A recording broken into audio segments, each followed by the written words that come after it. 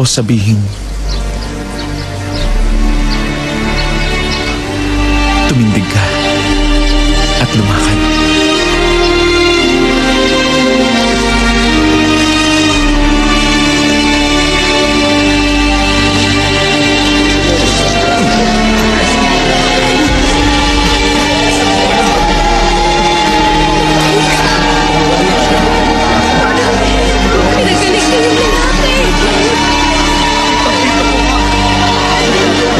Pinagaling ka yung lalaki. Magaling na siya. Sandali! Ang anak ng tao'y may kapangyarihang magpatawad ng kasalanan.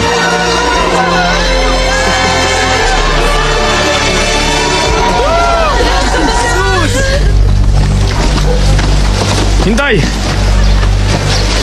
Ano ba ang bagay na ito? Kahit si Moises hindi inisip na makapagpapatawad siya ng kasalanan. Narinig mong sinabi ng aming guro.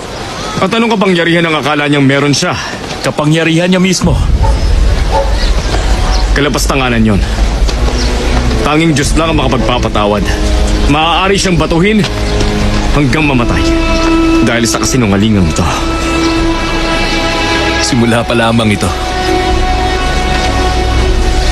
Tayo na!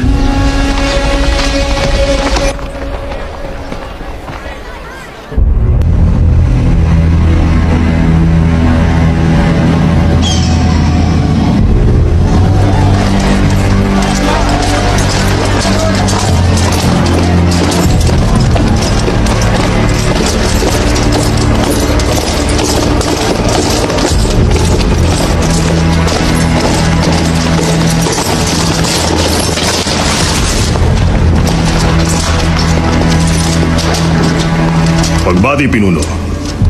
Maligayang pagdating sa Judea. Naway ang pananatili niyo rito ay maging maunlad at payapa. At sisiguruhin kong mangyayari. Mula kay Cesar, ang kaguluhan ay hindi papayagan.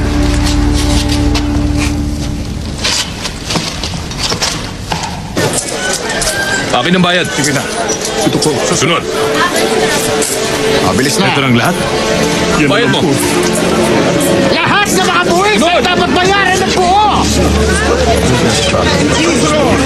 Yan lang ang meron ako. Pumayag na kayo, pakiusap Di maaari yan. Sige, akin na. Lahat sila Hudyo. Mga kababayan natin nagtatrabaho para sa Roma. Nakakasuka. Mga maniningil. Lumakad na tayo.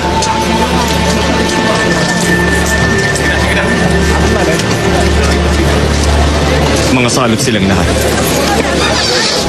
Dapat lumayo kayo sa kanila. Dalawang lalaki.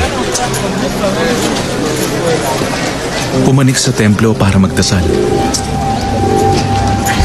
Ang isa'y pariseo. At ang isa naman ay kolektor ng buwis. Nagdasal ang pariseo.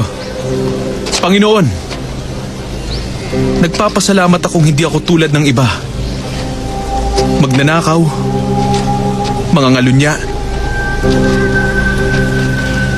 o tulad ng publikanong ito.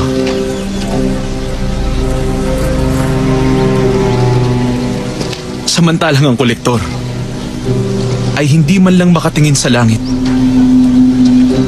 At ang sabi, Panginoon,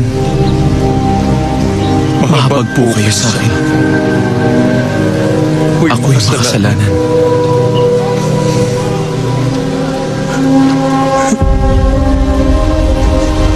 Kinalugdan ng Panginoon ang publikano at hindi ang pariseo.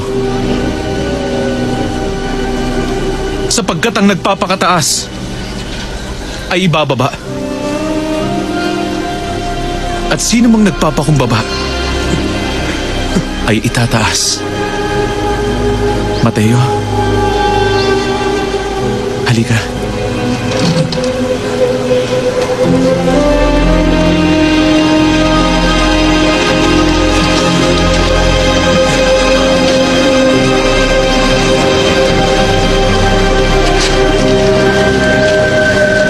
Tingnan nyo! Ngayon, pati ang makasalanan ay tinawag niyang sumama sa kanya. Ano naman kaya ang mga kasalanang nagawa ng iba pang mga kasama niya? Oo nga.